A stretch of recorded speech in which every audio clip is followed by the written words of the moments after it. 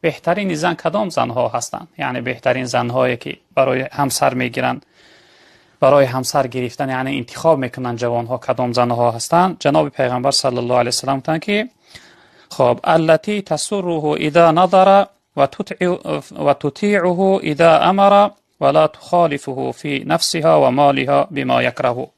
تن بهترین زنها همون زنهایی هستند که یعنی خرسند میکنن شوهرهاشون، یعنی خوشحال میکنن شوهرهاشون هر وقتی به سوی اونها نظر کردن. یعنی زنهایی که همیشه چهره اونها برای شوهر کشاده هست، همیشه در خدمت شوهر، در راضی کردن شوهر، در احترام شوهر یعنی قائم هستند. این چنین زنها گفتن بهتر هستند و اطاعت میکنن شوهرهاشون هر وقتی که شوهر به سوی اونها امر کرد. هر وقتی که امر کرد اطاعت میکنن و مخالفتی نمیکنن، یعنی ضدیگری نمیکنن برای شوهرهاشون در نفسشون و در مالشون به آنچه که یعنی انسان